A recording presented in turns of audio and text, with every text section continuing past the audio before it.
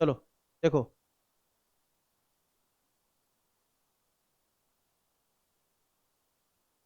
अपन देख रहे हैं सिंपल एंड कंजुगेटेड प्रोटीन। इसमें आपको बता दिया सिंपल के प्रोटीन किससे बना हुआ है आपका, अमाइनो एसिड से। किससे? अमाइनो एसिड से, ठीक है। तो जहाँ पे बस अमाइनो एसिड इंक्लूड होगा क्या बोल देंगे, सिंपल प्रोटीन। जहाँ पे अमाइनो एसिड के साथ साथ कोई भी दूसरा ग्रुप होगा क्या बोल देंगे उसको, कंजुगेटेड, है ना। तो on the basis of structure protein को आप सिंपल में बांट लो और कंजुगेटेड में। Simple proteins are composed of amino acids only, ठीक है। For example, egg albumin, serum globulins, glutelins of wheat और rice, keratin of skin and hair and collagen of connective tissue. सब किसके एग्जांपल है, सिंपल प्रोटीन के, ठीक है। अब conjugated proteins are formed by the binding of a simple protein with a non protein part called the prosthetic group. वहां पे भी याद है हमने बोला था को फैक्टर, है ना। को फैक्टर बोल दो या क्या बोलेंगे इसको, प्रोस्थेटिक ग्रुप, ठीक है। तो मान लो कि ये अमाइनो एसिड है, अब प्लस इसके साथ मान लो कि कोई दूसरा जैसे फॉस्फेट आके ऐड हो गया, है ना। जैसे हम लिखते हैं ना लिपोप्रोटीन, क्या लिखते हैं, लिपोप्रोटीन। तो देखो एक प्रोटीन हो गया इसमें, और प्रोटीन के साथ आके कौन अटैच हो गया, लिपिड। तो लिपिड को अपन क्या बोलेंगे, कौन सा ग्रुप, प्रोस्थेटिक ग्रुप। क्या बोलेंगे, प्रोस्थेटिक ग्रुप, ठीक है। अब देखो द कंजुगेटेड प्रोटीन्स आप जानते हो कि बहुत सारे टाइप के होंगे। न्यूक्लियो प्रोटीन, प्रोटीन के साथ कौन आके अटैच हो गया आपका, nucleic acid. Metallo protein, protein के साथ कौन आके अटैच हो गया, मेटल्स, है ना। क्रोमो प्रोटीन्स, प्रोटीन के साथ कौन आके अटैच गया, पिगमेंट्स, है ना। फॉस्फो प्रोटीन्स, प्रोटीन के साथ कौन आ गया, फॉस्फेट।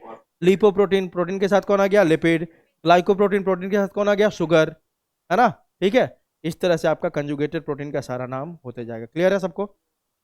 एग्जाम्पल याद कर लेना, जैसे प्रोटामाइंस किसका एग्जाम्पल है, न्यूक्लियोप्रोटीन का। फेरिटिन में कौन अटैच होगा, आयरन, किसके साथ, प्रोटीन के साथ। साइटोक्रोम से किसका एग्जाम्पल है, क्रोमोप्रोटीन का, है ना। फॉस्फोप्रोटीन किसका एग्जाम्पल है आपका, कैजीन ऑफ मिल्क। तो मिल्क क्या आपका प्रोटीन है उसको क्या बोलते हैं, कैजीन। और किसका एग्जाम्पल है आपका, फॉस्फोप्रोटीन का, है ना। काइलोमाइक्रोन ये किसका एग्जाम्पल है, लिपोप्रोटीन। पढ़ेंगे डाइजेशन वाले चैप्टर में काइलोमाइक्रोन क्या होता है, ठीक है। उसके बाद क्या आपका, ग्लाइकोप्रोटीन, उसका एग्जाम्पल क्या दिया होगा, ठीक है। और आप जानते हो ग्लाइकोप्रोटीन ही सेल के सरफेस पे होता है, तो सेल के रिकॉग्निशन में हेल्प करता है, ठीक है। वही बात लिखा हुआ है। और म्यूसिन कहाँ प्रेजेंट है हमारे, सलाइवा। क्लियर है? वहाँ पे देखो कुछ और बातें मैंने वहाँ पे लिख दी है, ये देखो। Classification of protein on the basis of shape. अगर if proteins are thread like, एक पूरा थ्रेड के जैसा होगा, तो इसको क्या बोल देंगे, fibrous protein. For example collagen, elastin, tubulin. Tubulin होता है कि नहीं थ्रेड के जैसा, स्पिंडल फाइबर, याद है ना। उसके बाद अगर वो स्फेरिकल शेप में होगा तो उसी प्रोटीन को क्या बोलते हैं, ग्लोब्यूलर। फॉर एग्जाम्पल क्या है इसका, ग्लोब्यूलिन, ठीक है।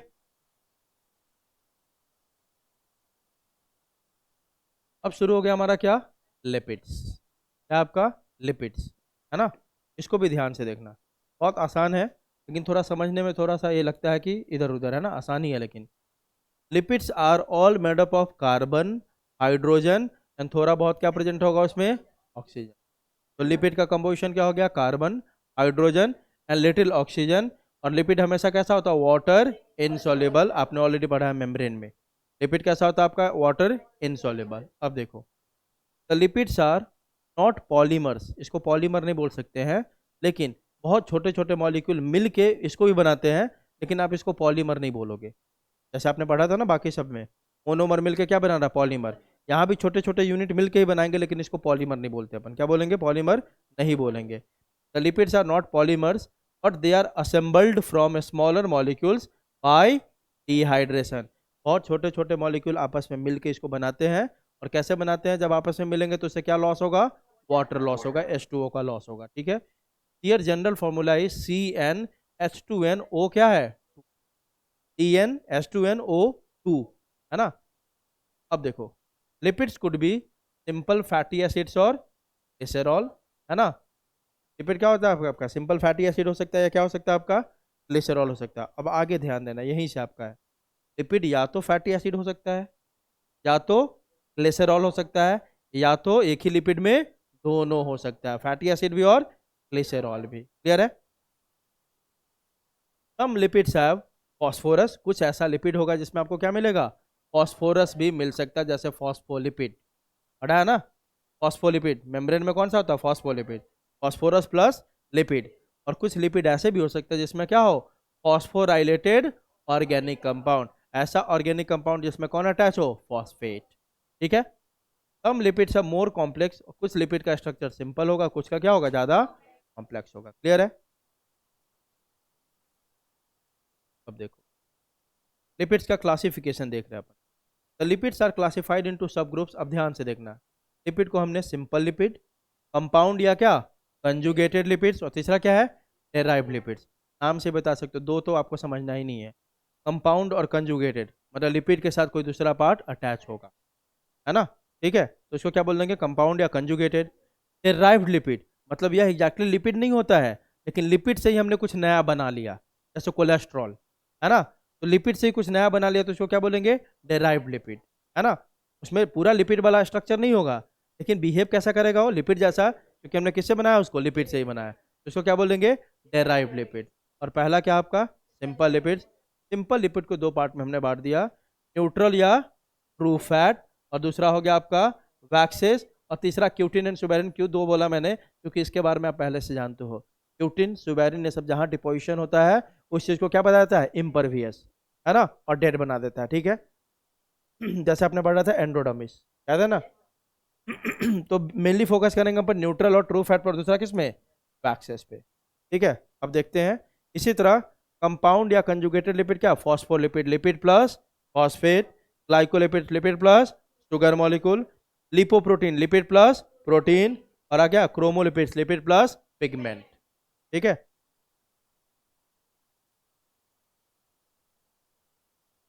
चलो देखो आप सिंपल लिपिड्स, इसमें देखो these are esters, organic acids. अब यहीं से आपका ध्यान देना चाहिए, यहीं से आपको समझना है सब कुछ। दीज आर एस्टर्स, है ना। एस्टर्स क्या आपका, ऑर्गेनिक एसिड्स एंड अल्कोहल। जब आपस में आपने पढ़ा होगा या नहीं पढ़ा होगा, पढ़ोगे एस्टर क्या होता है, एस्टर आपका एक फंक्शनल ग्रुप होता है। ठीक है, तो जब ऑर्गेनिक एसिड कोई भी ऑर्गेनिक एसिड को किससे रिएक्ट करवाओगे, अल्कोहल से, तो किसका फॉर्मेशन करेगा, एस्टर का। ठीक है, ठीक है, किसी भी ऑर्गेनिक एसिड को किससे करवाएंगे अपन, अल्कोहल से, तो किसका फॉर्मेशन होता है, एस्टर का। तो देखो these are esters of fatty acid, जो आपका सिंपल लिपिड्स है वो फैटी एसिड का ही क्या होता है, एस्टर होता है, विथ वेरियस अल्कोहल। मतलब ऐसे समझो, एक हो गया आपका एस्टर्स ऑफ फैटी एसिड, कैसे बना होगा सिंपल लिपिड, तो सिंपल सी बात हो गई sir, asters of fatty acid plus alcohol. Alcohol अब अलग अलग हो सकता है ना। अल्कोहल बहुत सारे टाइप के होते हैं ना, ग्लिसरॉल, बहुत सारे अल्कोहल है ना। तो सिंपल लिपिड्स किससे बना होगा, एस्टर्स ऑफ फैटी एसिड, और एस्टर कैसे बनता है, किसी भी अल्कोहल को किससे ट्रीट कर दो, ऑर्गेनिक एसिड से। तो ये बनता है asters of fatty acid plus alcohol को मिला दो तो क्या बन जाएगा आपका, सिंपल लिपिड्स, है ना। ये दो टाइप का होगा, एक आपका न्यूट्रल और ट्रू फैट। ठीक है, ध्यान से समझ, these are esters of fatty acid with glycerol. अभी क्या पढ़ा आपने, पक्की बात है, सिंपल लिपिड सर, एक पार्ट होगा एस्टर्स ऑफ फैटी एसिड और दूसरा पार्ट होगा कौन, अल्कोहल। अब यहाँ पे अल्कोहल को हमने डिफाइन कर लिया, वेरियस अल्कोहल लिखा हुआ है ना, यहाँ पे जो अल्कोहल होगा कौन सा होगा आपका, ग्लिसरॉल। कौन सा अल्कोहल होगा, ग्लिसरॉल। आ रही बात समझ, पहला पार्ट तो वही है, एस्टर्स ऑफ फैटी एसिड, और अल्कोहल के जगह पे कौन आ गया आपका, ग्लिसरॉल, जिसके अंत में ओएल होता है, क्या होता है वो, अल्कोहल होता है, पता है ना, इथेनॉल, इथेनॉल, ग्लिसरॉल, है ना, जिसके लास्ट में ओएल होता है, सब क्या होता है आपका, अल्कोहल। अब देखो क्योंकि इसमें ग्लिसरॉल प्रेजेंट है एज अल्कोहल, इसको हम सिंपल या न्यूट्रल या ट्रू फैट को अपन क्या बोल सकते हैं, ग्लिसराइड्स। क्या बोल सकते हैं, ग्लिसराइड्स। अब देखो, a fat molecule consists of one molecule of glycerol and 1 to 3 molecules of the same or different long chain fatty acid। बहुत आसान है। अभी आपने एक ही चीज देखा कि हम ट्रू फैट, न्यूट्रल या क्या पढ़ रहे हैं, ट्रू फैट।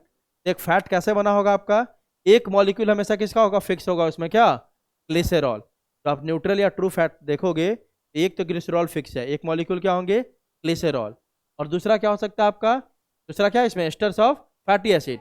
तो जो फैटी एसिड हो सकते हैं वह हो सकता है एक भी हो, दो भी हो, या तीन भी हो, है ना। सेम फैटी एसिड भी हो सकता है और अलग अलग भी। मान लो कि पहला एक फैटी एसिड है, दूसरा अलग टाइप का, तीसरा अलग टाइप का है, तो तीनों फैटी एसिड सेम भी हो सकता है और तीनों फैटी एसिड अलग अलग भी। एक ही बात है भाई, एक ग्लिसरॉल होगा और एक आपका कौन होगा, एस्टर ऑफ फैटी एसिड। अब वो फैटी एसिड का नंबर एक भी हो सकता है, उस ट्रू फैट में 2 भी हो सकता है, 3 भी हो सकता है, देखेंगे इसके बेसिस पे नाम चेंज होता है। जब एक होगा तो बोल देंगे मोनोग्लिसराइड, इसको अपन ग्लिसराइड बोल सकते हैं कि नहीं। जब एक फैटी एसिड होगा तो क्या बोल देंगे, मोनोग्लिसराइड। एक तो आपका फिक्स है कौन, आपका ग्लिसरॉल, ये तो होगा ही होगा, ग्लिसरॉल होगा ही होगा। ग्लिसरॉल के साथ या तो एक फैटी एसिड होगा, तब क्या बोल देंगे इसको, मोनोग्लिसराइड्स। दो फैटी एसिड अगर है तो बोल देंगे डाइग्लिसराइड्स, तीन होगा तो बोल देंगे ट्राइग्लिसराइड्स। आई बात समझ, इतना समझ में आया सबको। अब देखो, अब आपको एक एक करके समझा रहा है कि दो ही चीज़ें इसमें, एक तो ग्लिसरॉल है, दूसरा कौन है, फैटी एसिड। अब दोनों का स्ट्रक्चर आपको अलग अलग समझा रहा है, पहले ग्लिसरॉल का, फिर किसका देखेंगे, फैटी एसिड।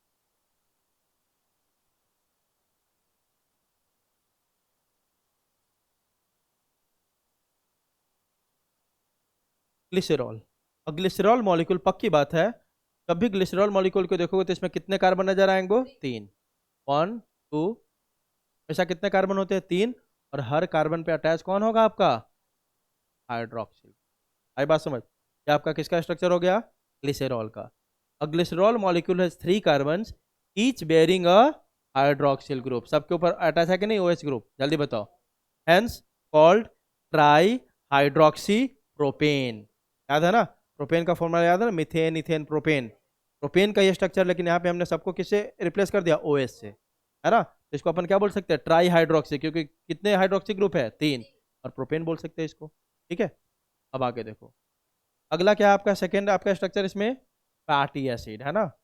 अब इसमें देखो, a fatty acid molecule is an unbranched chain of carbon atoms having a carboxyl group attached to an R group. मतलब सीधी बात यह बोल दिया, इसमें बहुत सारे कार्बन होंगे, क्या होंगे, बहुत सारे, फैटी एसिड में बहुत सारे क्या होंगे, कार्बन। उसका नंबर 1 से लेके 19-20 तक हो सकता है, बात समझ में आ रही है, बहुत सारे कार्बन होंगे इसमें। और कैसा होगा, अनब्रांच, मतलब सीधा ऐसे ऐसे कार्बन होगा, बहुत सारे कार्बन होंगे, बहुत सारे कार्बन होंगे। और कार्बन के साथ पक्की बात है, दो चीज होगा, एक आर ग्रुप होगा, और एक आपका कौन सा ग्रुप होगा, कार्बोक्सिलिक ग्रुप। आई बात समझ, मतलब एक फैटी एसिड में बहुत सारे कार्बन होंगे, और लास्ट वाले कार्बन में आपका एक कार्बोक्सिल ग्रुप होगा, जो किससे हमेशा अटैच होगा, आर ग्रुप से, इससे, आर ग्रुप से। आप देख सकते हो स्ट्रक्चर यहाँ पे देखो, CH3 दिख रहा है, CH2 कितना है, 16 COOH, आपको दिख रहा है। तो देखो यहाँ पे बहुत सारे कार्बन है कि नहीं, टोटल कितने कार्बन है, 18। और एक आर ग्रुप से हमेशा कौन जुड़ा हुआ आपका, COOH, कार्बोक्सिल ग्रुप जुड़ा हुआ है कि नहीं, जल्दी बताओ। वही बोल रहा है, a fatty acid molecule is an unbranch chain of carbon atoms having a carboxyl group attached to an R group. और इसमें कार्बन का नंबर कितने हो सकते हैं, 1 से लेके 19 तक, है ना। फॉर एग्जाम्पल ये पूछता है क्वेश्चन, पहले बता दो, पैल्मिटिक एसिड में कितने कार्बन, 16 कार्बन, लेकिन यह 16 कार्बन किसके कार्बन को इंक्लूड करके है, कार कार्बोक्सिल ग्रुप को भी, मतलब पूरा मिला के है, इसको छोड़ के नहीं है। इस कार्बोक्सिल ग्रुप के कार्बन को भी क्या कर लेंगे अपन, काउंट, तो देखो ना, 3, इधर कितना आपका, ये 3 थोड़ी है, एक है पागल, इधर एक है, इधर कितने हैं, 14, इधर कितने हैं आपका, एक, कितने हो गए, 16, ठीक है। H3 है, E3 थोड़ी है, कार्बन तो एक ही है ना यहाँ पे, ठीक है। अब देखो, तो पाल्मेटिक एसिड में क्या है आपका, 16 कार्बन होते हैं including carboxyl atom. Arachidonic acid में कितने होते हैं, 20 कार्बन होते हैं इंक्लूडिंग द कार्बोक्सिल एटम। अब देखो इस फैटी एसिड को, ये समझ में आया फैटी एसिड कैसे बना, आसान है, कार्बन होगा, तीन ही चीज है sir, long unbranch chain of carbon होगा, एक उसमें कार्बोक्सिल ग्रुप होगा, एक उसमें आर ग्रुप, हो गया, ठीक है। कार्बोक्सिल जो होगा हमेशा किससे अटैच होगा, आर ग्रुप से। आर ग्रुप किसको बोलते जानते हो, अल्काइल ग्रुप। जैसे मीथेन है, CH4, उससे एक निकाल दो आप, क्या, हाइड्रोजन, CH3 हो गया, कौन सा ग्रुप हो गया, मिथाइल ग्रुप। तो देखो ना यहाँ पे सेकंड वाला में CH2 है, मतलब यहाँ पे हमने क्या कर दिया, हाइड्रोजन को हटाया है, तो किस ग्रुप में आ जाएगा, मिथाइल ग्रुप। आई बात समझ, मतलब मिथाइल नहीं बोलेंगे यहाँ पे, अल्काइल ग्रुप बोलो।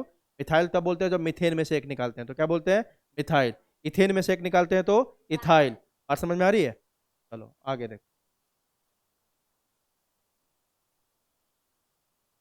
अब देखो, जो आपका फैटी एसिड है, ये भी दो टाइप का हो सकता है, बहुत बार सुना होगा तुमने, सैचुरेटेड एंड अनसैचुरेटेड।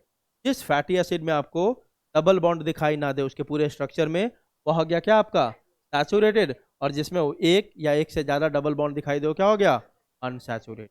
आई बात समझ, तो देखो इसमें ऐसे ही पूछेगा कि कौन किसका एग्जाम्पल है, फैटी मतलब सैचुरेटेड फैटी एसिड का एग्जाम्पल कौन है, अनसैचुरेटेड का कौन है, अरे बात समझ, यहीं से पूछेगा इसमें। तो देखो, पैल्मिटिक एसिड और एस्टेरिक एसिड, दोनों किसका एग्जाम्पल है? Saturated fatty. पैल्मिटिक एसिड में कितने कार्बन? 16 इंक्लूडिंग कार्बोक्सिल कार्बन, है ना। एस्टेरिक एसिड में कितने कार्बन? 18 including carboxyl carbon. दूसरा कौन है आपका? Unsaturated fatty acid. इसका एग्जाम्पल है ऑलिक एसिड, इनोलिक एसिड, है ना, लिनोलेनिक एसिड, एरेक्डोनिक एसिड। मेनली जो पूछता है आपसे मैं बता दूं, पैल्मिटिक के बारे में, एस्टेरिक के बारे में, इधर आपका एरेक्डोनिक के बारे में, ठीक है। तो एलिक एसिड में कितने कार्बन? 18। लिनोलेनिक में कितने आपके? 18। और एरेक्डोनिक तो पढ़ाई था आपने, कितना था? 20, ठीक है।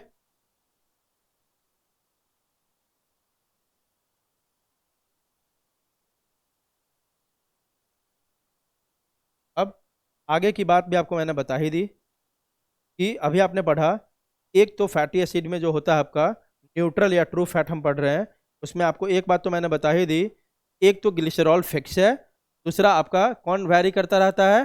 फैटी एसिड्स, है ना। तो अगर वही बोल रहा है आपको, अगला लाइन यही लिखा हुआ है कि अगर न्यूट्रल या ट्रू फैट में मोनोग्लिसराइड बोलेंगे कब?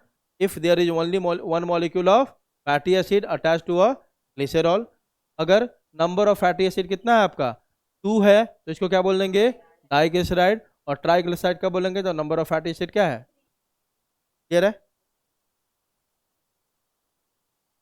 आप देख सकते हो यहाँ पे बहुत अच्छे से बना के दिया हुआ है। यहाँ पे देखो आप, यह ग्लिसरॉल का एक मॉलिक्यूल है, और यहाँ पे देखो आप, यहीं आपका RCOH जो यहाँ पे लगा हुआ है, कौन है आपका? 3 फैटी एसिड के मॉलिक्यूल अटैच है। इसको क्या बोले पूरे स्ट्रक्चर को? ट्राइग्लिसराइड। क्लियर है? अब ध्यान रखो यहाँ पे फिर से एक important point, based on the melting point of triglyceride. Melting point के बेसिस पे हम ट्राइग्लिसराइड को या तो फैट बोलेंगे या तो क्या बोलेंगे? ऑयल्स। फैट ऑयल्स में ज़्यादा डिफरेंस नहीं है, बस क्या डिफरेंस है आपका? मेल्टिंग पॉइंट का। फैट और ऑयल्स सेम को बोल सकते हैं, डिपेंड करता है किसके ऊपर? मेल्टिंग पॉइंट के ऊपर। अगर मेल्टिंग पॉइंट ज़्यादा है तो फैट बोल देंगे, कम है तो ऑयल बोल देंगे। आई बात समझ? देखो, based on the melting point, triglycerides can be called as fats or oils. Fats have high melting point and remain as solid at room temperature। क्योंकि इसका melting point ज़्यादा है तो रूम टेम्परेचर पे भी क्या रहता है? किस फॉर्म में? सॉलिड के फॉर्म में रहेगा। For example butter, ghee. while oils have low melting point and remain as solid or liquid at room temperature। For example gingelly oil and sunflower. Gingelly क्या है? मतलब एक प्लांट का नाम है, ठीक है। गिंगली ऑयल और सनफ्लावर ऑयल। बात समझ में आई? तो ट्राइग्लिसराइड को हम फैट बोलते हैं या तो क्या बोलते हैं? ऑयल्स बोलते हैं। क्लियर है? तो हम क्या पढ़ रहे हैं? Simple lipids. सिंपल लिपिड में पढ़ लिया ट्रू और फैट लिपिड्स, है ना। सेकेंड उसमें क्या देखा था हमने? वैक्सेस। वैक्सेस आप जानते हो, आपके ईयर में भी वैक्स का फॉर्मेशन होता है कि नहीं होता है? होता है ना। तो वैक्स का कहीं भी काम क्या होगा? प्रोटेक्शन देना। क्या देना? प्रोटेक्शन। कहीं लिखा हुआ देखो, these are esters of fatty acids with alcohol of high molecular weight. Waxes भी कोई अलग नहीं है, ये भी क्या आपका? Esters of fatty acids plus alcohol होगा इसमें भी, लेकिन अल्कोहल कौन वाला होगा? Of high molecular weight instead of glycerol. यहाँ पे ग्लिसरॉल नहीं होगा, यहाँ पे कोई दूसरा अल्कोहल होगा, कोई भी हो सकता है जिसका मॉलिक्यूलर वेट क्या हो? हाई। सेम बात है यहाँ पे भी, अल्कोहल प्लस क्या हो गया? Asters of fatty acid. Alcohol यहाँ पे जैसे ऊपर में ग्लिसरॉल लिया था वह नहीं होगा, कोई भी दूसरा अल्कोहल जिसका आपका क्या हो? High molecular wait. क्लियर है? आगे देखो, फॉर एग्जाम्पल आपका दिया हुआ है beeswax, lanolin etcetera. They have an important role to play in protection, है ना। They form water insoluble coating on hair and skin in animals. Waxes कहाँ प्रेजेंट होते हैं? एनिमल के स्किन के ऊपर होता है ना। तो ये इनसॉल्युबल कोटिंग बनाता है हेयर के ऊपर, स्किन के ऊपर, in animals and stems, leaves and fruits of plant. और इससे क्या करता है? डैमेज होने से उसको बचाता है, ठीक है। आपके ईयर में भी प्रोड्यूस होता है वैक्सेस, तो क्या है? इनसॉल्युबल है, तभी तो उसको आप यहाँ से निकाल के फेंक देते हो। वो भी क्या करता है? आपके जितने भी डस्ट पार्टिकल है सबको ट्रैप करके रखता है, आपके ईयर के अंदर नहीं जाने देता है ना। और सारा ट्रैप करके जो रखता है उसको निकाल के हम बाहर फेंक देते हैं, ठीक है। आगे देखो, मतलब ये समझा रहा था, इससे उसका कोई रिलेशन नहीं है, बस ये समझा रहा था कि वैक्सेस जहाँ भी बनेंगे उसका काम क्या होगा? लगभग प्रोटेक्शन का, ठीक है। अब देखो, बीज वैक्स, जिसको अपन हेक्साकोक्साइल पैल्मिटेट भी बोलते हैं, is form from palmitic acid and myricyl alcohol and secreted by worker bees. बता दिया दो होगा इसमें, एक तो होगा फैटी एसिड आपका, है ना। इसमें कौन सा आपका? पैल्मिटिक एसिड, और इधर आपका कौन सा अल्कोहल है? माइरिकिल अल्कोहल, ठीक है। अब चलो, अब आ गया बहुत आसान टॉपिक, दैट इज कंपाउंड और कंजुगेटेड लिपिड्स। ठीक है, these are esters of fatty acids with alcohol but contain some other substance also। अपने लिपिड तो देखा ही कैसे बनता है एक होगा एस्टर ऑफ फैटी एसिड, दूसरा क्या होगा, अल्कोहल। इसमें ये दोनों तो होगा ही होगा, इसके अलावा भी कुछ तीसरा चीज भी होगा। ठीक है, फॉर एग्जाम्पल कौन है आपका, फॉस्फोलिपिड। अब इसमें बहुत सारी बातें लिखी है, इतना बात हमें याद नहीं रखना है, पहले बता दूं।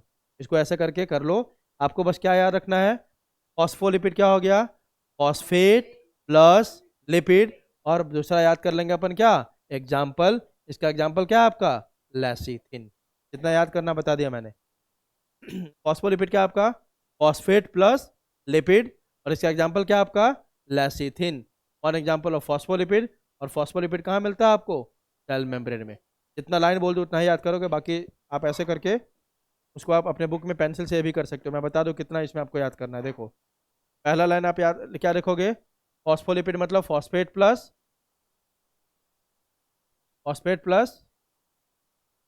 लिपिड्स, पहली बात। दूसरा याद रखोगे इसमें phospholipids are found in cell membranes, और तीसरा याद रखोगे lecithin, one example of phospholipid. ठीक है, कोई बहुत डिफिकल्ट बात नहीं लिखा हुआ है, लेकिन कॉम्प्लेक्स नहीं करते क्योंकि आपको इतना समझना नहीं है। एनसीईआरटी में तो बिल्कुल इतना सा दिया हुआ है, ठीक है, उतना समझने की जरूरत है नहीं इसको। चलो अगला देखते हैं। अगला कौन है आपका, ग्लाइकोलिपिड्स। इसमें भी कुछ आपको याद नहीं रखना है। ग्लाइकोलिपिड्स मतलब आपको याद रखना है बस कितना, ये इसमें क्या क्या प्रेजेंट है, शुगर प्लस, ग्लाइकोलिपिड में क्या होगा, शुगर प्लस लिपिड्स। ठीक है, इतना ही याद रखना है। और दूसरा याद रखना है, these are present in myelin sheath of fibres. Myelin sheath अपन पढ़ेंगे अभी, आपने पढ़ा भी होगा, न्यूरॉन्स। न्यूरॉन में आपका एक शीथ मिलता है, उस शीथ को क्या बोलते हैं, माइलिन शीथ। अपन बाद में पढ़ेंगे, बस अभी सुन लो, है ना। कि यह आपका कौन, आपका ग्लाइकोलिपिड कहाँ मिलता है, they are present in myelin sheath of nerve fibres and in the outer surface of cell membrane of chloroplast. क्या याद रखोगे, दो लाइन, और एक लाइन याद रखोगे क्या क्या है इसमें, शुगर प्लस लिपिड। तीसरा है लिपोप्रोटीन, पक्की बात है, lipid plus protein. Lipoproteins contents lipids, और मेनली कौन होता है इसमें, phospholipids and proteins in their molecules. Membranes are composed of lipoprotein. आपके मेम्ब्रेन में होता है कि नहीं लिपोप्रोटीन, लिपिड पर प्रोटीन होता है ना, बस इसमें तो पूरा लाइन याद करना है। Chromolipids, this contain pigment such as carotenoids, for example carotene, vitamin A, ये सब किसका एग्जांपल है, क्रोमोलिपिड। क्लियर है। अब आ गया आपका क्या, डेराइव्ड लिपिड्स, मतलब लिपिड से हमने कुछ नया बना लिया, उसको क्या क्या बोलते हैं, डेराइव्ड। तो एग्जैक्ट स्ट्रक्चर लिपिड जैसा होगा क्या, नहीं होगा, उसे हमने निकाला है, लेकिन कैरेक्टर तो मिलता जुलता होगा ना किससे, लिपिड से, उसी को बोलते हैं डेराइव्ड। फॉर एग्जांपल क्या आपका, स्टेरॉल्स, आप जानते हो कहाँ मिलता है, आपके सेल मेम्ब्रेन में, स्मॉल मिलता नहीं है, कोलेस्ट्रॉल का एग्जाम्पल ही है वो, स्टेरॉइड का एग्जाम्पल कौन है आपका, कोलेस्ट्रॉल। ठीक है, तो आते देखो steroids, the steroids do not contain fatty acid. देखो इसमें फैटी एसिड है ही नहीं, अभी क्या बोला, स्ट्रक्चर अलग होगा इसमें। ठीक है, the steroids do not contain fatty acids but are included in lipids. लेकिन किस में इसको इंक्लूड कर रहे हैं अपन, लिपिड में। क्यों, क्योंकि they have fat like property, क्योंकि उसी से निकालना है ना, तो प्रॉपर्टीज अभी भी किसके जैसा है, फैट के जैसा है, इसीलिए हम इसको किसके अंदर पढ़ते हैं, लिपिड के अंदर पढ़ते हैं। ठीक है, अगला देखो, the most common steroids are sterols. कौन आपका, स्टेरॉल आपका मोस्ट कॉमन क्या है, स्टेरॉइड है, और स्टेरॉल्स में भी जो सबसे मोस्ट कॉमन है कौन है आपका, कोलेस्ट्रॉल। क्लियर है, cholesterol is the most abundant steroid in the animal tissue. Question पूछा हुआ है, एनिमल टिश्यू में मोस्ट अबंडेंट स्टेरॉइड या स्टेरॉल्स कौन है आपका, cholesterol. Food rich in animal fats contain cholesterol. कोई भी एनिमल जो आप जैसे मीट ये सब खाता है ना, उसमें भर भर के क्या होता है आपका, कोलेस्ट्रॉल होता है। It is also synthesized in the, cholesterol हमारा लिवर भी बनाता है। अभी नहीं पता, फैटी लिवर हो गया ना, लिवर में फैट डिपोजिशन हो गया, उसमें कोलेस्ट्रॉल जम जाता है। ठीक है, चलो क्लियर है। क्या कोलेस्ट्रॉल वाइट होता है, हाँ हाँ हाँ, फैट जैसा ही होगा वो, वाइट आप ऐसे बोलो ना, पेल वाइट मतलब ऑफ वाइट। हाँ, आगे देखे,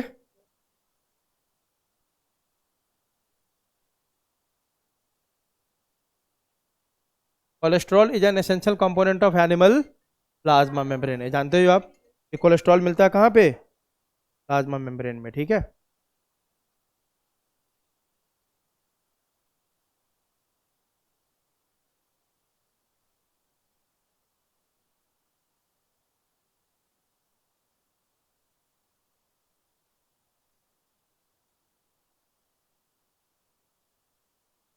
सारा कुछ लग सोच रहा हूँ कि एक कार क्रेडिट कार्ड से ही खरीद लूँ। चलो, आवाज़ आ रही है सबको? ऑडिबल है सबको ऑनलाइन? हाँ। तो कोलेस्ट्रॉल का आप ये स्ट्रक्चर देख लेना, कभी कभी स्ट्रक्चर भी दे देता है ना, अगर एनसीईआरटी में दिया होगा तो। नहीं दिया होगा तो याद नहीं करने का, ठीक है। जो एनसीईआरटी में स्ट्रक्चर भी दे दिया है ना, स्ट्रक्चर बना के दे देगा, आपको बोलेगा कि बताओ कि किसका स्ट्रक्चर है। जो एनसीईआरटी में स्ट्रक्चर दे दिया उसको भी देखने का है आपको, ठीक है। चलो, एक और आपका एग्जाम्पल है डेराइव्ड लिपिड का। पहला तो आपने देख लिया स्टीरॉइड्स, उसी के अंदर आ गया स्टेरॉल्स है या कोलेस्ट्रॉल। अब आपका एक और एग्जाम्पल आपका प्रोस्टाग्लैंडिन्स है ना। It is a group of hormone like unsaturated fatty acid. या अनसैचुरेटेड फैटी एसिड है तो कैसा बिहेवियर में है, प्रॉपर्टीज में, हार्मोन के जैसा। तो it is a group of hormone like unsaturated fatty acids which functions as a messenger substance between cells. इसका काम क्या है, एक सेल के मैसेज को दूसरे सेल में पहुंचाना। तो मैसेंजर होता है दो सेल के बीच का, कौन आपका, प्रोस्टाग्लैंडिन। क्लियर है? They are derive from arachidonic acid and related T20 fatty acid. Carbon 20 मतलब कोई भी ऐसा आपका फैटी एसिड जिसमें कितने कार्बन है, 20, और एरिकडोनिक भी कितने कार्बन का था, 20।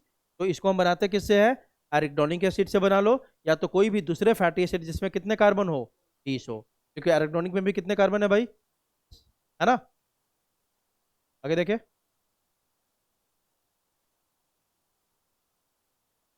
अब देखो आप, ये मैंने पहले ही बता दिया था आपको, तो बता दिया ना मैंने डीएनए के बारे में, है ना। फिर भी चलो एक बार पढ़ लेता हूँ इसको मैं। डीएनए इज मोस्टली कैसा होता है, राइट हैंडेड। केवल एक डीएनए जो कैसा होता है आपका left, that is Z DNA, है ना। बी फॉर्म आपको कुछ याद नहीं करना, बस बेस पेयर याद कर लेना। 5 टाइप का डीएनए होता है, A B C D and Z.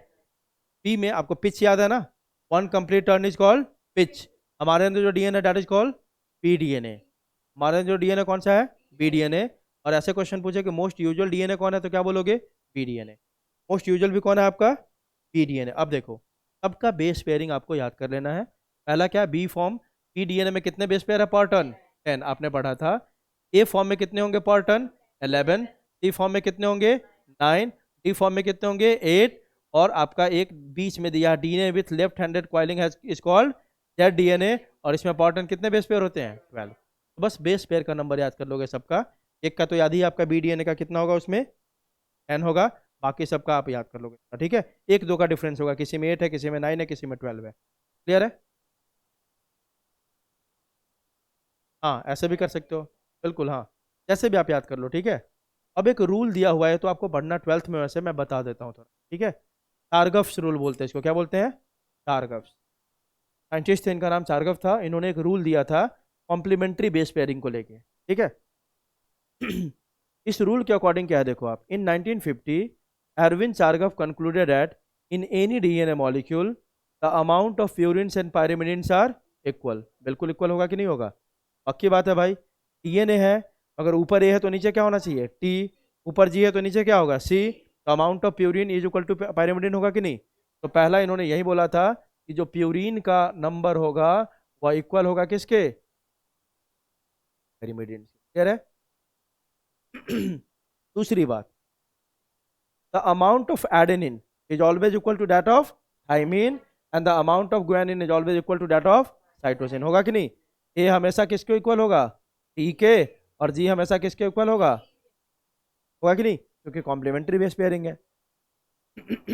एक बात यहाँ पे नहीं लिखा है जो आप लिख लो, टारगफ्स रूल हमेशा एप्लीकेबल है डबल स्टैंडर्ड स्ट्रक्चर के लिए। किसके लिए, double standard structure. It is not applicable for single structure या आरएनए, क्योंकि आरएनए में तो बेस पेयरिंग होगा ही नहीं ना, है ना। तो वहां पे चारगफ रूल एप्लीकेबल नहीं है। तो चारगफ रूल हमेशा किसके लिए एप्लीकेबल है भाई, डबल स्टैंडर्ड डीएनए के लिए, है ना। तो डबल स्टैंडर्ड स्ट्रक्चर होता है उसी के लिए एप्लीकेबल है कौन, आपका टारगफ रूल, क्योंकि कॉम्प्लीमेंट्री बेस पेयरिंग वहीं पे देखने को मिलेगा हमें, ठीक है। चलो अगला पॉइंट इसमें क्या दिया हुआ देखो आप, the base ratio A plus T. किस बेस रेशियो की बात हो रही है, ए प्लस टी। तो नीचे क्या आएगा, जी प्लस टी आएगा ना। May vary from one species to another but is constant for a given species. मान लो समझाने के लिए बता रहा हूँ, ए प्लस टी मतलब इस बेस रेशियो का, बेस ही है ना चारों, इसका रेशियो निकाल दिया तो क्या बोलेंगे, बेस रेशियो। इसका मान लेते हैं बेस रेशियो, समझाने के लिए बोल रहा हूँ, ह्यूमन के लिए मान लो 1, कितना है, 1। तो बोल रहा है constant for a given species, मतलब जितने भी ह्यूमन होंगे सबके लिए बेस रेशियो कितना आएगा, 1 ही आएगा। लेकिन अगला क्या है, may vary from one species to another, human के लिए 1 होगा सारे ह्यूमन के लिए।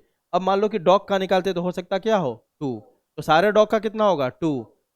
कैट का निकालेंगे मान लो आ गया 0.5, तो सारे कैट का कितना होगा 0.5। तो एक स्पीशीज से दूसरे में वैरी करेगा, लेकिन केवल एक स्पीशीज के लिए क्या होगा, वो सेम होगा। आई बात समझ। अगला बोल रहा है the deoxy ribose sugar and phosphate components occur in equal proportion. आप जानते हो बैकबोन जो बताया था मैंने, कौन बना के रखता है, शुगर एंड फॉस्फेट। तो जो डिऑक्सी राइबोस शुगर होगा और फॉस्फेट होगा, उसका भी अमाउंट एक डीएनए में क्या होगा, इक्वल होगा। क्लियर है, मतलब कहने का मतलब इसने सारी बातें बोल दी कि नाइट्रोजनस बेसिस के अमाउंट क्या होंगे, इक्वल होंगे। डिऑक्सी राइबोज और फॉस्फेट का भी अमाउंट क्या होगा, इक्वल होगा। अब इस पे क्वेश्चन सॉल्व करके बताओ मेरे को, ठीक है। इस पे आप क्या करो, आप एक क्वेश्चन सॉल्व करो। चलो मैंने आपको बोला ध्यान से क्वेश्चन को पहले सुनना है ना, और उसको आंसर करो। मैंने बोला एक डबल स्टैंडर्ड डीएनए आपके पास क्या है, आपको क्या दिया गया, डबल स्टैंडर्ड डीएनए। इस डबल स्टैंडर्ड डीएनए में बोला गया कि एडेनिन का परसेंटेज है 20%, कितना है 20%। तो find the percentage of cytosine. You have been given with a double stranded DNA in which the percentage of adenine is 20% and you have to calculate the percentage of क्या, cytosine 30%। Okay, देखते हैं और लोग को calculate करने दो। You have to calculate the percentage of cytosine।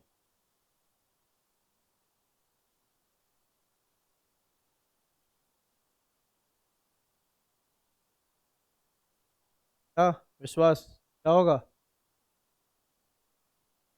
निधि, रीना, प्रियंका चौधरी, क्या होगा आंसर बताओ।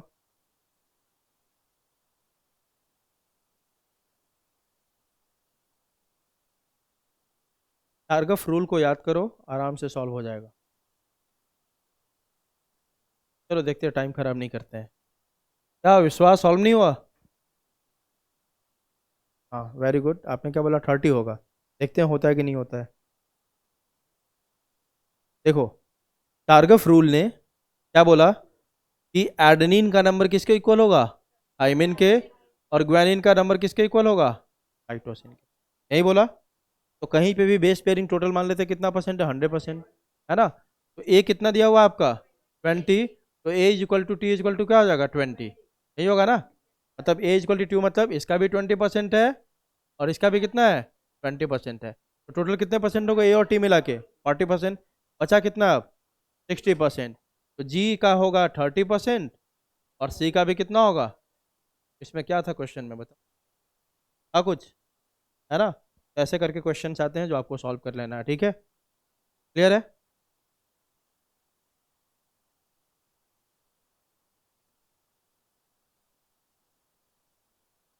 अब आरएनए के बारे में आपको पहले से बता दिया मैंने कि आरएनए को क्या बोलेंगे, राइबो न्यूक्लिक एसिड।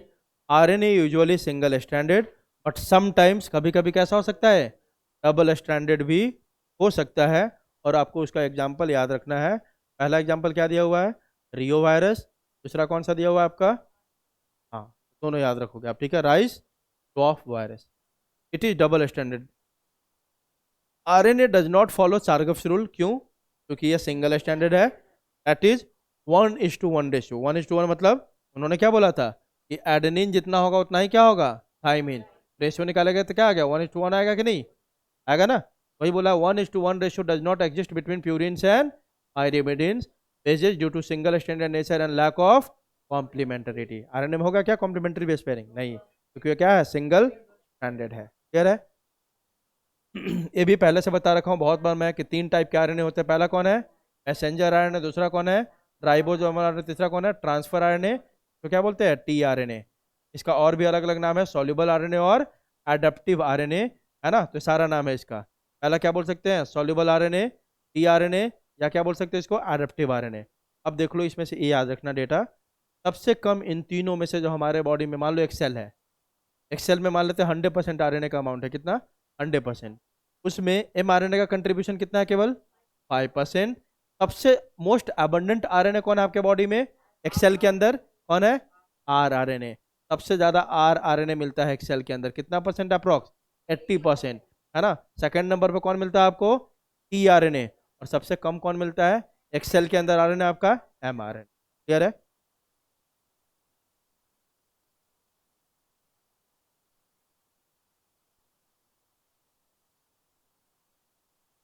ये देखते हैं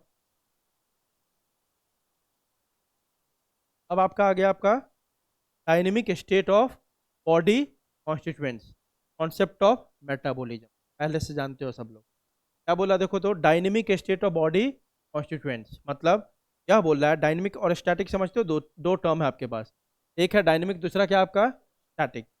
डायनेमिक मीन्स यह होता है जो चीज़ फिक्स नहीं है, हमेशा कंटिन्यूसली क्या हो रहा है? चेंज हो रहा है ना। आप जानते हो आपके बॉडी में क्या रिएक्शन रुका हुआ है या डायनेमिक स्टेट में है? कंटिन्यूसली कुछ ना कुछ रिएक्शन होता रहता है। इसी कॉन्सेप्ट को मेटाबॉलिज्म उसी को बोलते हैं ना। Sum total of all the chemical reactions occurring inside the body, है ना। ये दो टाइप का हो सकता है, एनाबॉलिज्म एंड कैटाबॉलिज्म, है ना। वही बात अपन करेंगे। Living organism contain thousands of organic compounds और biomolecules also known as metabolites, ठीक है, that are present in certain concentrations expressed as moles per litre. हर ऑर्गेनिक कंपाउंड का कुछ कॉन्सेंट्रेशन होगा हमारे, और कॉन्सेंट्रेशन को कैसे दिखाते हैं अपन? मोल्स पर लीटर में। All these biomolecules, all these biomolecules have a turn over, which means, अब यह टर्म आप समझ लेना, ठीक है। टर्न ओवर क्या होता है? As a turn over which means they are constantly being changed into some other biomolecules and also being made from some other biomolecules। यही होता है ना बॉडी में। जैसे ग्लूकोज बना, ग्लूकोज टूटता है किसी दूसरे फॉर्म में, टूटता है ना। ग्लूकोज को तोड़ते हैं अपन दूसरे फॉर्म में, ग्लूकोज को कन्वर्ट कर लिया सुक्रोज में, वहां से कन्वर्ट हो गया स्टार्च के फॉर्म में, है ना।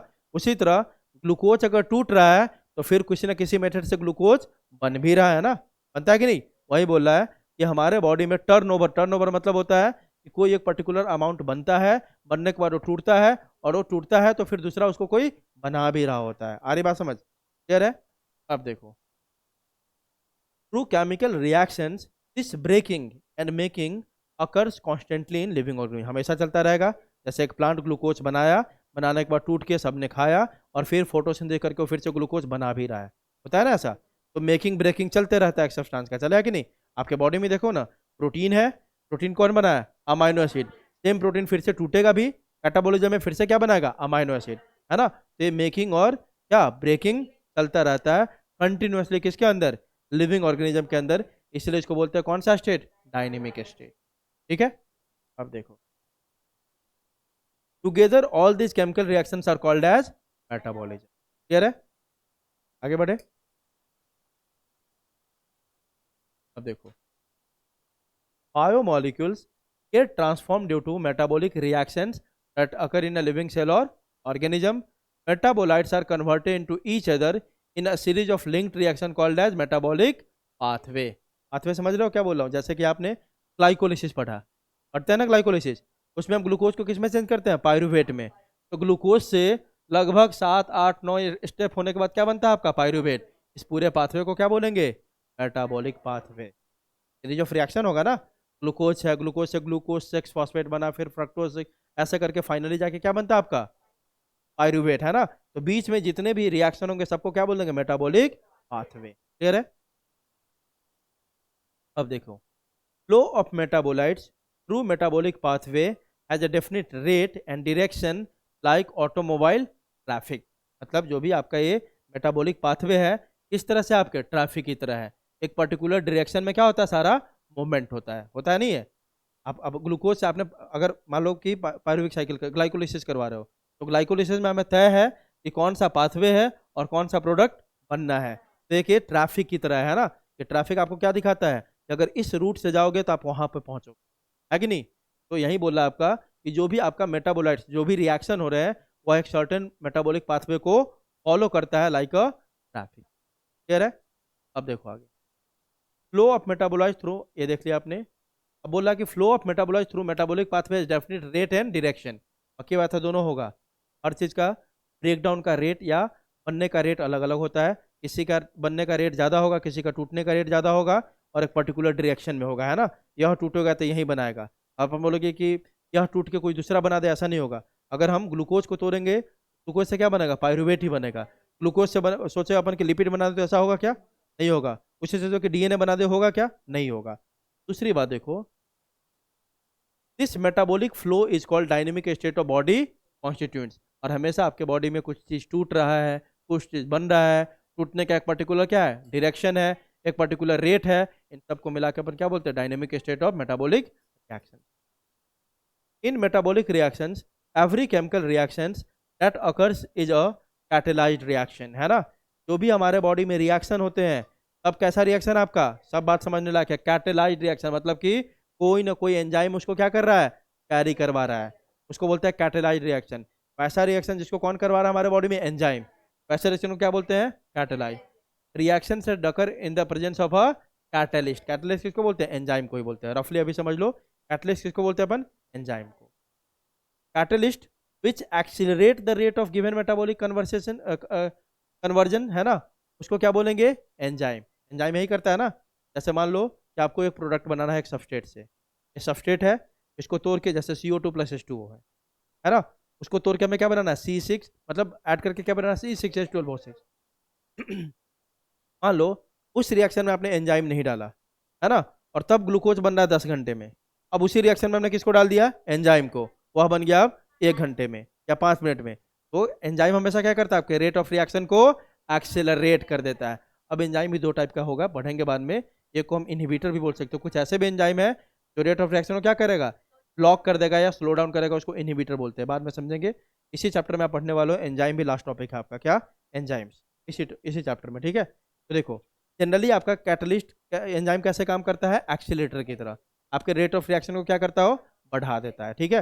मतलब जो प्रोडक्ट बनने का टाइम है उसको क्या करता है, बहुत ज़्यादा घटा देता है, घटाएगा ना, प्रोडक्ट बनने का टाइम को क्या कर देगा, घटा देगा, जल्दी से बना देगा आपका प्रोडक्ट, ठीक है। चलो, ऑलमोस्ट ऑल एंजाइम्स आर, आ गया ना line, almost all enzymes are क्या आपका, प्रोटीन विथ कैटालिटिक पावर, ठीक है, ऑलमोस्ट बोला। 10 enzymes are bio catalyst which accelerate the rate of a given metabolic, clear है। All chemical reactions occurring in the living systems are mediated through the biocatalyst called enzyme। जितने भी chemical reaction हमारे body में हो रहा है उन सब का मेडिएटर, मतलब बीच में करवाने वाला कौन है, एंजाइम। रेट को ये बढ़ाएगा और जल्दी से क्या बनाएगा, प्रोडक्ट, ठीक है। मेटाबॉलिक बेसिस फॉर लिविंग, वही बात है, आप इसमें आया होगा, एनाबोलिज्म कैटाबोलिज्म, ठीक है। Metabolic pathways can lead to a more complex structure from a simpler structure. For example, acid becomes cholesterol. Such metabolic pathway are called biosynthetic pathway और anabolic।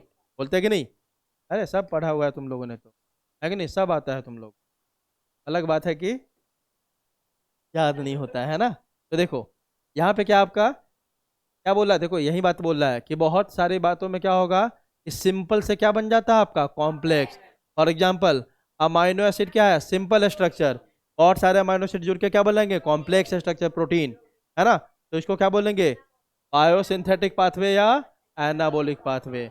एग्जाम्पल इसमें दे दिया, जैसे कि एसिटिक एसिड माइक्रोमोलिक्यूल्स है, वह मिलके एक लार्ज मॉलिक्यूल बना दिया, डेट इज कोलेस्ट्रॉल, ठीक है। जस्ट उसका उल्टा होगा, यहाँ पे कॉम्प्लेक्स मॉलिक्यूल किस में टूट जाए, सिंपल में, है ना। Another example is formation of protein from amino acid, ये भी किसका एग्जांपल है, बायोसिंथेटिक और anabolic pathway. Anabolic pathway consume energy, क्योंकि आप यहाँ पे चीजों को बना रहे हो तो यहाँ पे क्या लगाना होगा, आपको एनर्जी लगाना होगा, ठीक है। आ रही बात समझ। Metabolic pathway can also lead to a simple structure from a complex structure. For example, glucose 6 carbon compound है, becomes lactic acid 3 carbon compound. Such pathway are called catabolic, जहाँ पे कॉम्प्लेक्स मॉलिक्यूल किस में कन्वर्ट हो जाए, simple molecule में। Catabolic pathway leads to release of energy, क्योंकि आपने जो एनर्जी स्टोर कर रखा है उसको ब्रेक कर रहे होते हैं, एनर्जी क्या होगा यहाँ पे, रिलीज होगा। अब जैसे देखो, एडिनोसिन ट्राइफॉस्फेट, एटीपी और न्यूक्लियोटाइड है ना, बोल सकते हैं ना, एटीपी को कहाँ पे है आपका, फॉस्फेट, न्यूक्लियोटाइड में होता है आपका। देखो, एडिनोसिन ट्राइफॉस्फेट और nucleotide is called universal energy carrier as well as energy currency of the cell. ये यूनिवर्सल एनर्जी कैरियर है कि नहीं, एनर्जी कैरी भी करता है, और हमारे एक सेल का क्या है, एनर्जी करेंसी है। जब भी जरूरत पड़ेगा एनर्जी की, कौन देगा, एटीपी, है ना। ATP is composed of an, अभी क्या बोला है, एडिनोसिन ट्राई फॉस्फेट। इसमें क्या क्या होगा, ATP is composed of an adenine. Adenosine कब बोलते हैं, तब एक शुगर से कौन अटैच हो, कौन सा बेस, एडेनिन, याद है ना। पेंटोस शुगर पे किसको अटैच कर दो, एडेनिन को, उसको क्या बोलते थे नेमिंग उसका, एडिनोसिन। तो एटीपी में वही होगा, ATP is composed of an adenine और ribose pentose sugar and row of 3 phosphate attach to ribose, यही होगा ना भाई। एडिनोसिन का बोला था, पेंटोस शुगर प्लस एडेनिन, है ना। और जब उसी में 3 फॉस्फेट और अटैच कर दे अपन, तो क्या हो गया, एडिनोसिन ट्राई फॉस्फेट। क्लियर है। ATP is found in all living cells, ठीक है। अगला क्या दिया हुआ आपका, the living state. The most important fact of biological system is that all living organism exist in a steady state. अब देखो रिएक्शन की बात नहीं हो रही है, अब बात समझो, जितने भी रिएक्शन है मेटाबॉलिज्म है वो तो डायनेमिक स्टेट में हमारे बॉडी में, लेकिन एक लिविंग ऑर्गेनिज्म क्या है आपका, the most important fact of biological system is that all living organism exist in a steady state.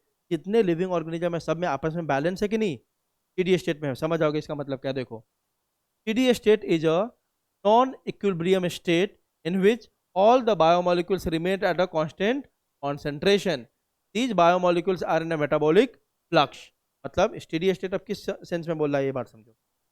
हमारे अंदर बहुत सारे रिएक्शन चल रहे हैं, लेकिन आपको अगर सरवाइव करना है ना, तो जो भी चीज़ें हमारे बॉडी में है, जो टूट रहा है या बन रहा है, उसके कॉन्सेंट्रेशन को बराबर रखना होगा कि नहीं। मान लो कि तुम्हारे बॉडी में 50 ग्राम प्रोटीन की ज़रूरत है डेली, आपके बॉडी में जितना भी टूट रहा है बन रहा है, लेकिन एट द लास्ट हमें 50 ग्राम प्रोटीन अपने बॉडी में मेंटेन रखना होगा, रखना नहीं होगा, रखना होगा ना। वही बोल रहा है, देखो ये क्या आपका स्टेडी स्टेट कैसा स्टेट है आपका, ये पूछ लेता है, नॉन इक्विलिब्रियम। अब सर नॉन इक्विलिब्रियम क्यों, अगर इक्विलिब्रियम हो गया तो ना कुछ बनेगा ना कुछ टूटेगा। अरे इक्विलिब्रियम क्या हो गया, जब बराबर हो गया सब कुछ, है ना, तो बराबर हो जाएगा तो कोई भी रिएक्शन होगा लाइफ में। अब सब कुछ अगर बराबर ही हो जाए तो रिएक्शन होगा ही नहीं। रिएक्शन क्यों होता है, किसी चीज़ का कमी हुआ तो टूट के बन गया, कोई चीज़ ज़्यादा हो गया तो टूट गया, कोई चीज़ कम हो गया तो फिर से बन गया। स्टेडी स्टेट या लिविंग स्टेट हमेशा कैसा होगा, नॉन इक्विलिब्रियम। अगर नॉन इक्विलिब्रियम नहीं होगा तो कोई भी मेटाबॉलिज्म हमारे बॉडी में हो ही नहीं सकता। सामान की कमी होती है तो क्या हो गया, एनाबॉलिज्म हो गया। सामान बहुत ज़्यादा हो गया तो कैटाबॉलिज्म हो गया। तो नॉन इक्विलिब्रियम स्टेट मेंटेन रखना होगा कि नहीं, तभी जाके आप सर्वाइव कर पाओगे। आ रही बात समझ। तो लिविंग स्टेट, लिविंग मतलब जो हम लोग का स्टेट है हमेशा किस फेज में होता है, नॉन इक्विलिब्रियम। मेटाबॉलिज्म जो हमेशा चल रहा है किस फेज में है, डायनेमिक, ठीक है। अब देखो these biomolecules is in a metabolic flux. Metabolic flux मतलब हमेशा जो भी आपके बॉडी में बायोमोलिक्यूल्स है वो हमेशा एक पाथवे का क्या होगा, हिस्सा होगा, और कुछ ना कुछ टूट रहा होगा, बना रहा होगा, या टूट के कुछ बना रहा होगा, है ना, या जुड़ के कुछ बना रहा होगा, होगा नहीं। मतलब हमेशा एनाबोलिज्म कैटाबोलिज्म किसी ना किसी मॉलिक्यूल्स का चलता रहेगा। Metabolic flux is the rate of turn over of molecules through a metabolic pathway. Metabolic flux क्या हो गया, एक मॉलिक्यूल का बनने का तरीका, है ना, कि वह मेटाबॉलिक पाथवे में किस रेट से बन रहा है या टूट रहा है, ठीक है। तो metabolic flux is the rate of turn over of molecule. Turn over क्या होता है, जैसे सुनते हो ना कंपनी का टर्न ओवर है ना, मतलब कि मान लो हमने कंपनी लगाई, उसमें एक साल में हमारा 5,000 क्विंटल कुछ बना लिया, तो 5,000 क्विंटल हमारा कंपनी का क्या हुआ, टर्न ओवर। साल का क्या हो गया, टर्न ओवर। तो मेटाबॉलिक फ्लक्स क्या है, एक मॉलिक्यूल्स हमारे बॉडी में किस अमाउंट में बन रहा है, that is called metabolic flux, ठीक है। Metabolic flux is the turn rate of turn over of molecules through a metabolic pathway. एक मेटाबॉलिक पाथवे में कोई मॉलिक्यूल गया, है ना, वो किस रेट से कितना अमाउंट बना रहा है, that is called metabolic flux. Any chemical or physical processes moves spontaneous to equilibrium, but at equilibrium no work can be done. आप जानते हो, ये पढ़ा होगा केमिस्ट्री में या फिजिक्स में, इक्विलिब्रियम पे वर्क डन क्या हो जाता है, जीरो हो जाता है ना। वही बोल रहा है कि कोई भी फिजिकल या केमिकल रिएक्शन है, धीरे धीरे किधर आना चाहता है, आपने पढ़ा होगा ना, कोई भी रिएक्शन किस स्टेट को लेना चाहता है, इक्विलिब्रियम को।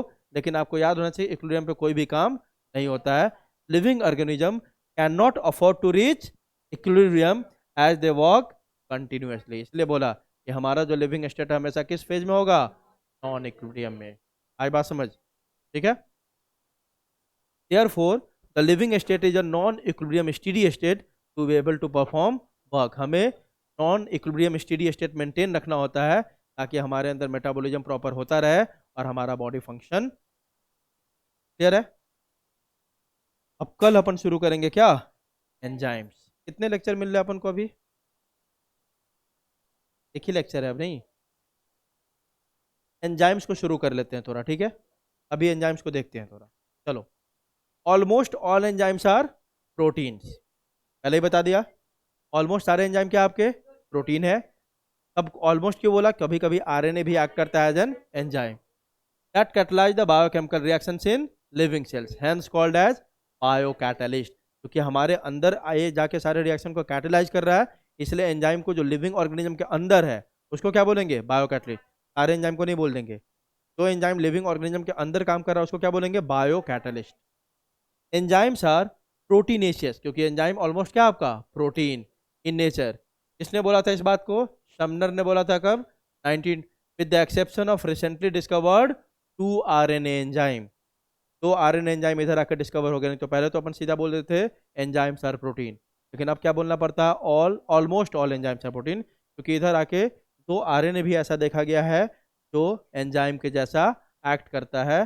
पहला कौन सा आपका? राइबोजाइम, जिसको किसने ढूंढा था? शेस एट अल। एट अल का मतलब बताया था ना, शेस और उनके कलीग्स है ना, उन लोगों ने मिलके ढूंढा था इस एंजाइम को इन 1988। आइसोलेटेड राइबोजाइम फ्रॉम, कहाँ से? टेट्राहाइमिना, यहाँ से निकाला था राइबोजाइम को, ठीक है, एंजाइम को। दूसरा कौन सा एंजाइम है आपका? राइबो न्यूक्लिएज, है ना, discovered by Altman from bacteria. Clear है? अब देखो, an active site of an enzyme is a crevice or pocket into which the substrate fits. आपके एनसीईआरटी में से लाइन लिया हुआ है, कल ही बताया था। अगर एक एंजाइम को काम करना है, एंजाइम हमेशा किसके ऊपर काम करता है? सबस्ट्रेट के ऊपर। अरे किसी चीज को तोड़ोगे तब ना, या आपने पढ़ा होगा ये सबस्ट्रेट है, इसी के ऊपर आके कौन लगता है? एंजाइम। और इस सबस्ट्रेट को किस में कन्वर्ट कर देगा? प्रोडक्ट में। नहीं होता है ना?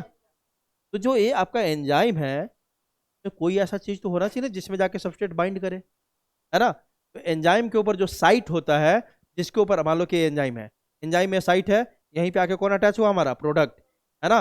तो एंजाइम में जहाँ पे, सॉरी, एंजाइम में जो आके हमारा कौन अटैच हुआ? सबस्ट्रेट, है ना? तो एंजाइम में जो साइट है, वहां पे जो हमारा सबस्ट्रेट जाके अटैच हुआ, that site is called active site of enzyme. क्या बोलेंगे?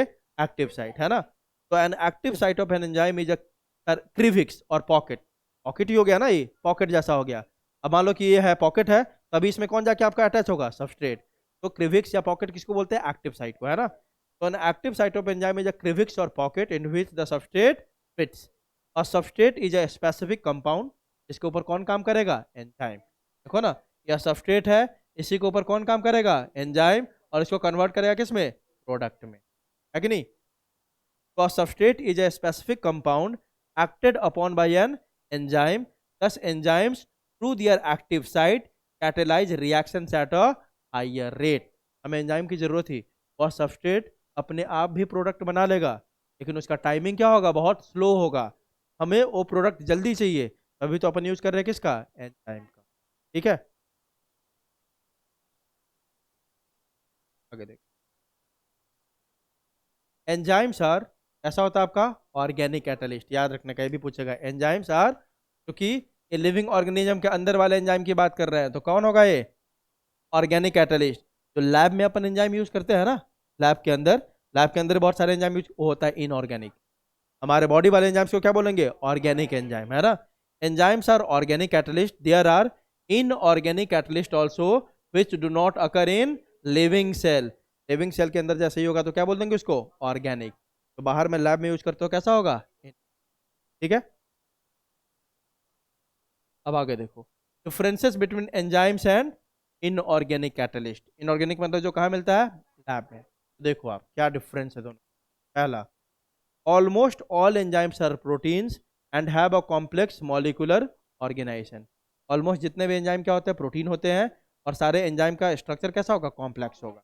ठीक है, दे आर यूजुअली क्या आपका? Small and simple molecules like nickel, platinum, सब कहाँ यूज होता है? Laboratory condition. अगला क्या है? They occur in living cells, they do not occur in living sales.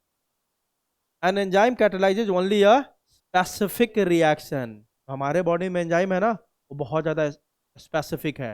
मतलब एक एंजाइम से, जो हम लोग की आदत है इंडियंस की, एक एंजाइम से 5 काम नहीं चला सकते अपन, ठीक है। एक एंजाइम एक पर्टिकुलर काम ही करेगा। बात समझ में आ रही है? अब जैसे हमने कार खरीदा, उसको सामान ढोने के लिए भी यूज कर लेते हैं, इंसान को बिठाने के लिए भी यूज करते हैं, है ना। तो बाद में और किसी की जरूरत नहीं पड़ती है। तो इसी तरह यहाँ पे एंजाइम बहुत ज़्यादा स्पेसिफिक है। मतलब आपके बॉडी में मान लो लाइपेज है, कौन सा एंजाइम? लाइपेज। इसके भी लास्ट में ASE लगा होता है, वो क्या होता है? एंजाइम। अब लाइपेज को जाके बोलोगे कि न्यूक्लिक एसिड को तोड़ दोगे, तोड़ेगा क्या? नहीं।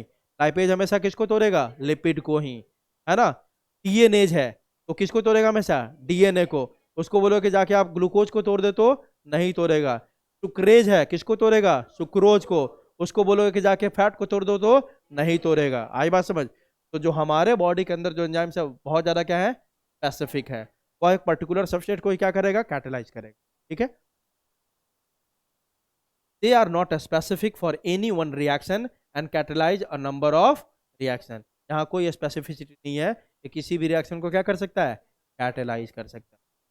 They get damage at high temperature, हमारे बॉडी में जो एंजाइम्स है हाई टेम्परेचर पे क्या हो जाएगा? डैमेज हो जाएगा।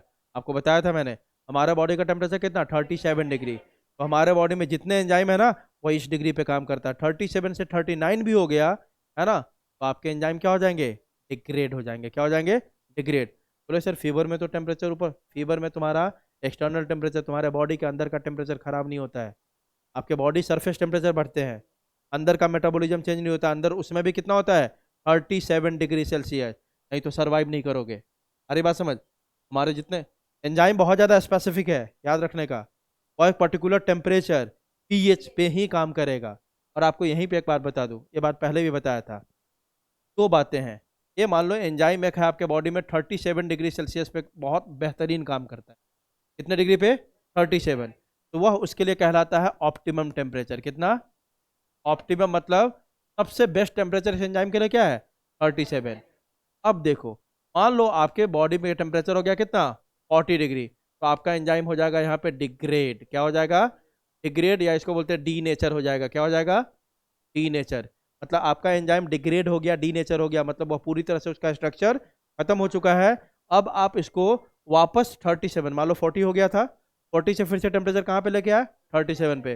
लेकिन ये एंजाइम अब काम नहीं कर पाएगा क्योंकि पूरी तरह से क्या हो चुका है? डिग्रेड। दूसरा कंडीशन लेते हैं। मान लो 37 से आपका टेम्परेचर होगा कितना? 35 डिग्री, है ना। तो यहाँ पे आपका एंजाइम डिग्रेड नहीं होता है, इनएक्टिव हो जाता है। क्या हो जाता है? इनएक्टिव। मतलब ये डिग्रेड नहीं हुआ है, क्या हुआ है? इनएक्टिव। मतलब फिर से जैसे ही आप 37 डिग्री मेंटेन करोगे तो एंजाइम क्या हो जाएगा? एक्टिव और काम करना शुरू कर देगा। इससे क्या सीखा? टेम्परेचर बढ़ा दोगे तो एंजाइम कभी भी काम नहीं करेगा। टेम्परेचर कम होता है ना, तो एंजाइम आपका इनएक्टिव होता है। लेकिन फिर से जो टेम्परेचर उसको चाहिए अगर मेंटेन कर दोगे तो काम करने लग जाएगा। लेकिन ध्यान रखना, वैसा भी नहीं होगा जब टेम्परेचर कम है, अब 1 साल 2 साल के लिए कम कम करके छोड़ दिया, इसमें भी एंजाइम आपका खराब हो जाएगा, ठीक है। जैसे मान लो किसी के अंदर 4 रोटी की भूख है ना। आपने 1 दिन नहीं दिया, 2 दिन नहीं दिया, 3 दिन नहीं दिया, 3 दिन के बाद दोगे तो फिर से वो काम करने लग जाएगा। लेकिन अब उसको 1 साल 2 साल तक नहीं देंगे, तब सोचेंगे फिर से एक्टिवेट हो जाएगा 2 साल के बाद। ऐसा होगा? नहीं होगा। 2 साल में कहानी खत्म हो जाएगी, ठीक है। चलो, हमारे बॉडी के अंदर जो एंजाइम्स है वो हाईली क्या है आपका? इफेक्टिव है। लेकिन वहाँ वाले जो एंजाइम्स है क्या है? लेस एफिशिएंट, क्योंकि स्पेसिफिक नहीं है ना। एफिशिएंसी भी क्या होगा? कम होगा, ठीक है।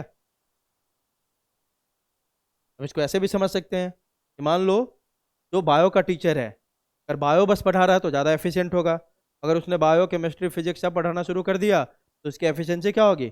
कम हो जाएगी, होगी ना। तो यहाँ पे क्योंकि ये सारे रिएक्शन को क्या कर दे रहा है? कैटेलाइज। कोई स्पेसिफिसिटी नहीं है तो लेस एफिशिएंट होगा। वहाँ पे क्या होगा? वो हाईली एफिशिएंट होगा क्योंकि ये स्पेसिफिक है। क्लियर है?